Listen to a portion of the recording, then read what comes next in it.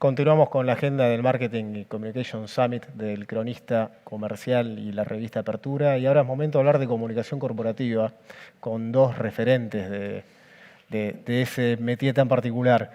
Tenemos en videoconferencia a Diego Campal, presidente del Consejo Profesional de Relaciones Públicas y director de Jeffrey Group, y me acompaña Alejandra Martínez, que es presidenta del Círculo de DIRCOMS, además de una importante y agitada trayectoria en el Grupo Enel.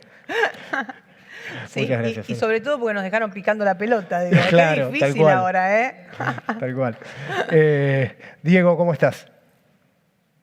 Hola Juan, hola Alejandra, un gusto, saludos desde México. Lamento no haber podido estar ahí, pero gracias por sumarme. Bueno, hablando de pelota picando, tiro la pelota y si querés te la tiro a vos, Diego. Si tenés que definir la comunicación corporativa hoy, ¿qué términos usarías? Digo, ¿cómo la describirías? Yo creo que está bueno definirla a partir de la evolución de la función. Yo creo que la comunicación corporativa durante mucho tiempo estuvo como más asociada a uno de los capítulos de todo el proceso, que es contar lo que la compañía hacía. Hoy tiene un rol mucho más estratégico y hay un concepto que es el propósito, que vengo siguiendo el evento desde temprano y se viene repitiendo.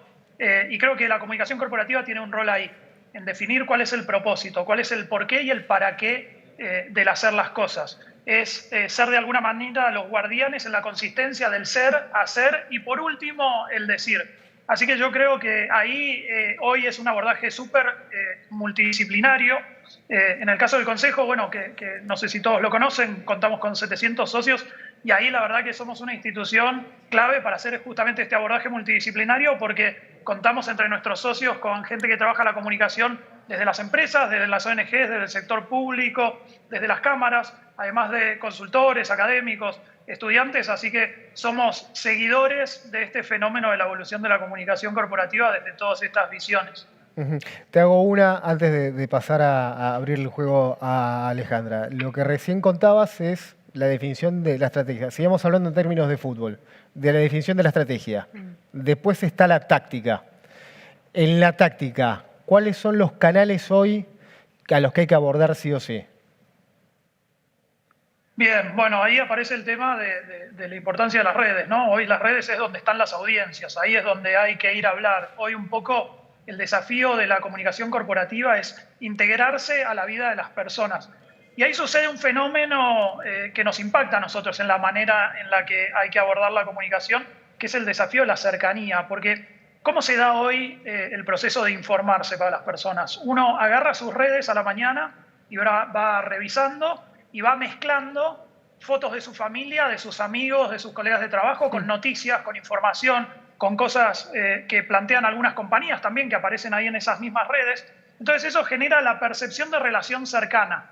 Hay como una sensación de que las marcas y las compañías son un contacto más, un amigo más, quizás de alguna manera, y entonces eso genera la exigencia de que las marcas y las compañías tengan una personalidad, tomen posición, nos hagan reír a veces, se manifiestan respecto a cuestiones sociales que importan a los consumidores. Entonces me parece que hoy el fenómeno para nosotros que diseñamos la comunicación pasa por tener formatos innovadores que conecten con ese lugar de intimidad en el que están las audiencias y en la que nos invitan de alguna manera a participar.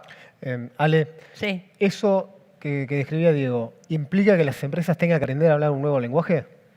Sin duda, pero sobre todo yo creo que antes de aprender a hablar de este nuevo lenguaje del que decís, porque obviamente uno no comunica de la misma manera en un medio tradicional, cuando habla con un diario como con ustedes, cuando tenés que mandar un mensaje en las redes, que además también las redes son distintas unas de otras, y ahora ni que hablar con plataformas como TikTok, que también, digo, tienen un lenguaje visual que es distinto, sino que me parece que lo más importante de todo es que ahora lo que tenemos que hacer es escuchar. Hay que escuchar, digo, hay que escuchar a los clientes, hay que escuchar a los usuarios, hay que escuchar a las personas y hay que escuchar un poco qué pasa en la sociedad en su conjunto, como para poder interpretar qué es lo que la gente está esperando y qué es lo que la gente necesita de nosotros, ¿no? Y entonces digo, hubo un cambio que para mí fue muy importante, que dejamos de hacer una comunicación unidireccional para hacer un diálogo ahora. Digo, ahora uno quiere ser parte de la conversación, me parece que eso es lo importante. Y para eso creo que tenemos múltiples herramientas, pero además cada vez segmentamos más, ¿no? Y cada vez analizamos más las audiencias. Antes el análisis de audiencias era algo únicamente, o por lo menos que estaba circunscripto a los medios de comunicación. Bueno, ahora las empresas, en las empresas, y en lo particular, digo, más allá de, como vos bien decías, de presidir el Círculo DIRCOMS, soy directora de comunicación de una empresa de energía, de Enel. Nosotros, que ofrecemos energía y por supuesto la pata más importante, que es un servicio público, hacemos análisis de audiencia. ¿Por qué? Porque queremos que el mensaje sea bien dirigido, digamos, ¿no? Entonces, cuanto más analizas, cuanto más conoces, creo que podés interrelacionarte de una manera distinta, y me parece que eso es un cambio total. Y otro cambio también que me parece que es importante respecto del rol de nuestra función, ¿no? El rol de la comunicación, es que ahora atraviesa a las organizaciones en su conjunto. Y lo más importante es que creo que quedó demostrado la importancia que tiene la comunicación en una empresa, en un grupo.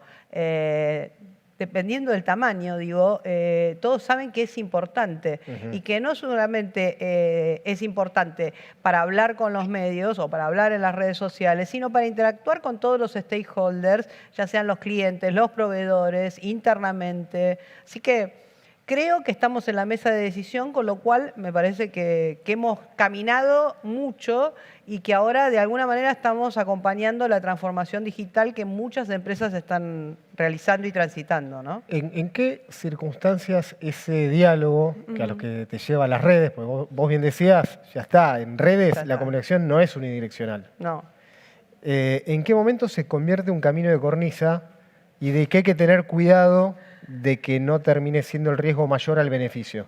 Totalmente. Me parece que, bueno, primero uno tiene que tener, no solamente con las redes, sino en general, una medición y un monitoreo de riesgos para saber hasta dónde y desde dónde tiene que hablar. Pero sobre todo por eso, me parece que de alguna manera ese riesgo se achica cuando vos tenés bien segmentada tu audiencia y cuando sabés bien qué le tenés que decir y cómo se lo tenés que decir.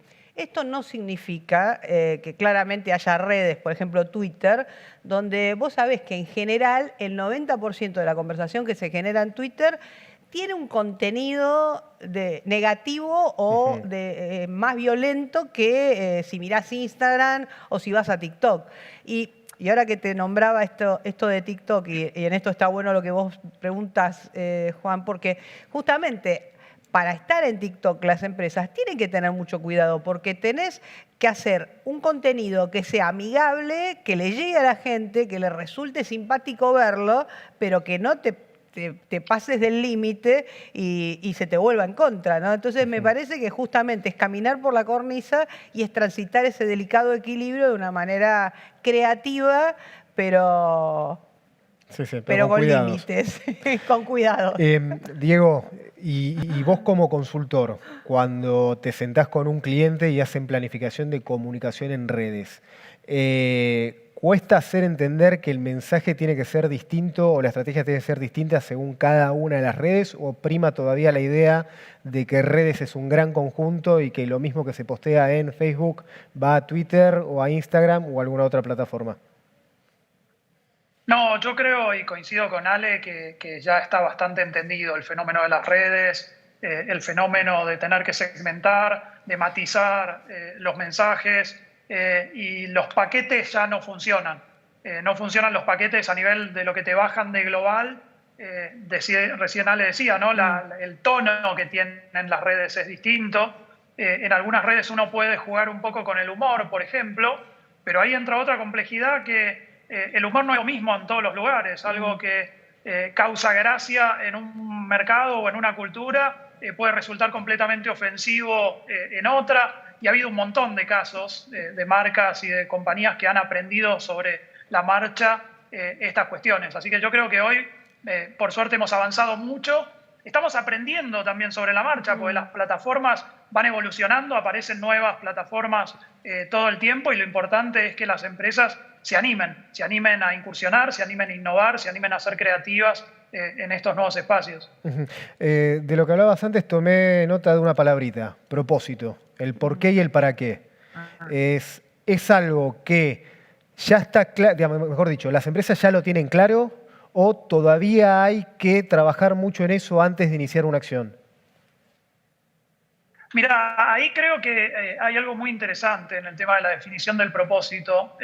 Durante mucho tiempo toda la planificación estaba como muy enfocada en la estrategia. La estrategia, que es algo racional, que te responde a la pregunta qué y cómo. ¿Cómo haces algo de la manera eficiente? Pero hay otro cuestionario, que es el cuestionario de la motivación, que es complementario al de la estrategia, ¿no? Y el de la motivación es emocional, y es entender el por qué y el para qué de las cuestiones. Porque si uno no trabaja en ese ámbito, en el ámbito de la motivación, después no termina teniendo una estrategia, tiene una teoría o tiene una idea, porque nadie se va a involucrar, ¿no? Ahí aparece otro concepto que va muy de la mano con el propósito, que es el engagement.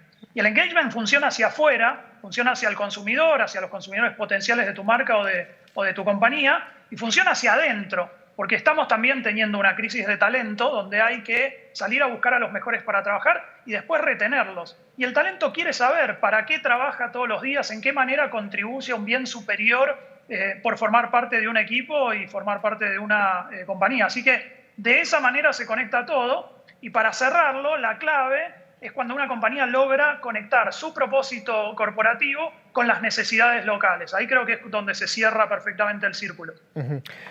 Ale, toda esta redefinición de estrategia es algo transversal a las compañías a nivel global. Digo, es una reconversión general que todas han tenido que hacer en la forma de llegar a las audiencias. Sí. Ahora, vivimos en la Argentina, con todas las complejidades que tiene la Argentina, además con una situación de percepción en la opinión pública que históricamente las empresas en cualquier situación generalmente son las malas de la película. Sí. ¿Cambió esa percepción? ¿En qué? ¿No? ¿Cómo se trabaja sobre eso? No, me parece, lamentablemente, ¿no? Digo esto, lamentablemente me parece que es un cambio cultural que va a llevar mucho tiempo. El que se pierda ese pensamiento de que las empresas siempre lo único que buscan es ganar dinero. Entonces me parece que, y coincido mucho con lo que decía Diego, ¿no? Me parece que el ir mostrando el propósito de las compañías va a ayudar a acercarnos más a la gente, a la sociedad.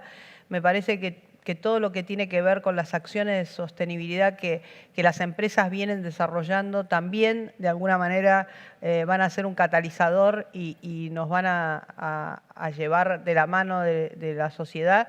Pero de verdad creo que es un cambio que es muy largo. Me parece además que en distintos momentos de nuestra historia también fueron utilizadas políticamente, ¿no? Fueron demonizadas en muchos casos. Entonces, digo, bueno, cambiar esa percepción no se genera de un día para el otro, pero me parece que el ir mostrando las acciones, el ir mostrando que las compañías en definitiva están hechas por personas que además, digo, el que tenga una retribución, una empresa, no tiene que estar mal visto, porque cualquiera de nosotros, si desarrolla una actividad, quiere cobrar por lo que está haciendo y por trabajar. Y si abrís un kiosco, vas a querer que el resultado sea positivo. Bueno, digo, de la misma manera hay que entender a las empresas y hay que entender que, en definitiva, lo que va a sacar a la Argentina adelante es el trabajo genuino, digamos, ¿no? El que esas empresas inviertan en el país, el que demostremos que tienen transparencia, que son transparentes. Me parece que en esto también el rol fundamental de la comunicación es mostrar transparencia, en mostrar a las empresas puertas adentro, en ver que no hay nada que ocultar. Digo, cuanto más transparentes seamos, más cerca de a poco nos vamos a ir encontrando, ¿no? Trabajas en una empresa de servicios públicos, altamente expuesta en distintas situaciones, con lo cual las crisis no te son extrañas. No. ¿Qué es en estos tiempos, ¿qué es lo que se debe hacer? ¿Cómo se reacciona ante una crisis comunicacional? Digo, ¿cuáles serían las cosas a hacer y las cosas a no hacer? Bueno, me parece que en estos ámbitos como el Círculo DIRCOM, como el Consejo Profesional de Relaciones Públicas, en el cual nos encargamos de interactuar y de justamente de ver las mejores prácticas, nos ayudan y mucho. Me parece que lo que hay que estar es siempre atento, porque digo, la crisis no avisa, la crisis se desarrolla en un minuto y la verdad que lo que mejor uno puede hacer es estar bien preparado, ¿no? Tener un manual de cómo hacerlo, digamos, hacer ejercicios y simulacros permanentemente.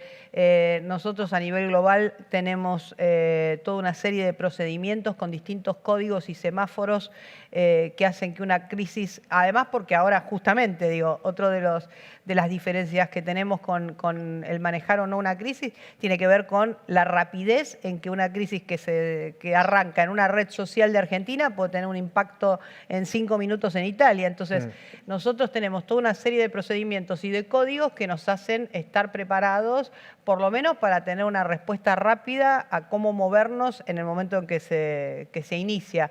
Y después, por supuesto, me parece que en esto el ejercicio y la práctica son fundamentales. Y todo lo que uno construyó antes va a servir para manejar una crisis, porque evidentemente la crisis en el momento desorganiza. Entonces, cuanto más preparado estés y más profesional seas, digo, me parece que podés tener un resultado mejor. A ver, sin entrar en mucho detalle y apunto más al aprendizaje. Sí. Digo, de Sur el año pasado o el anterior, ya perdí la referencia, que fue el anterior, tuvo una crisis comunicacional muy fuerte por una situación externa y que además surgió muy fuerte de redes. Digo, el motor principal fueron las redes sociales. Sí. ¿Cómo, digamos, qué aprendizaje dejó ese episodio? Me parece que, bueno, primero que todas las crisis dejan un aprendizaje, pero además todas las crisis siempre dejan algo positivo, ¿no? Y justamente me parece que el positivo es sacar qué cosas se pueden mejorar y hacer más rápido. Digo, me parece que en la atención de las redes sociales uno las tiene que estar monitoreando todo el tiempo y no minimizar el impacto que pueden tener. Digamos, uno tiene que tener un monitoreo de riesgos que esté bien aceitado, que esté permanentemente en funciones y que además te permita tener una reacción rápida. Eso porque además, digo, muchas veces nosotros somos quienes le avisan a la organización qué es lo que está pasando, porque, digamos, los sistemas tienen, por supuesto que reaccionan, pero cuando pasa algo en redes uno se entera inmediatamente. Entonces, me parece que lo más rápido que vos puedas entender y saber qué es lo que está pasando, mejor es. Y después, bueno, a veces la ansiedad hace que las personas, sobre todo cuando es una crisis de servicio público, quiera inmediatamente saber cuándo se resuelve.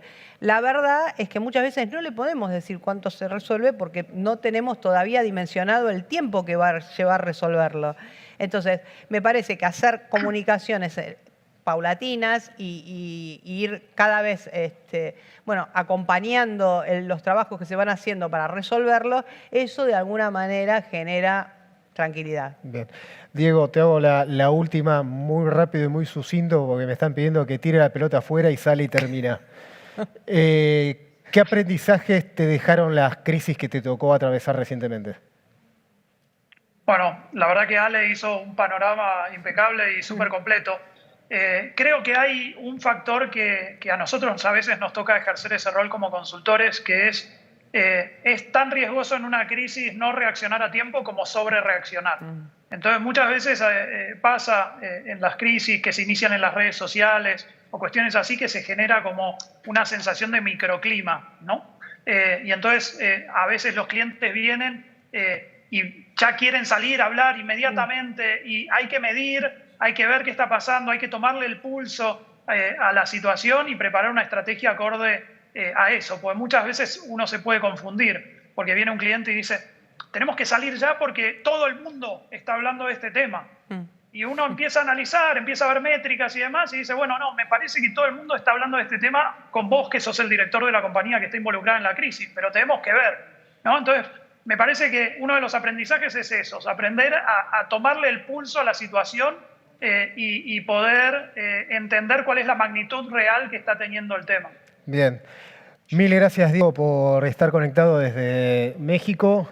Ale, muchas gracias por estar participando. No, por Fueron favor. Diego Campa, el presidente del Consejo Profesional de Relaciones Públicas y director de Jeffrey Group, y Alejandra Martínez, presidente del Círculo de DIRCOMS. Seguimos con la agenda de este Marketing y Communication Summit del Cronista y Apertura, con la estrategia detrás de las marcas. Todos los secretos del branding van a estar Gustavo Koenigsegg, Managing Director de Future Brand, Mariano Fernández Madero, director ejecutivo de la Asociación Argentina de Marketing, y Almendra Ogdon, gerente de publicidad y marca y comunicaciones de Movistar Argentina, moderados por Agustina De Vincenzi.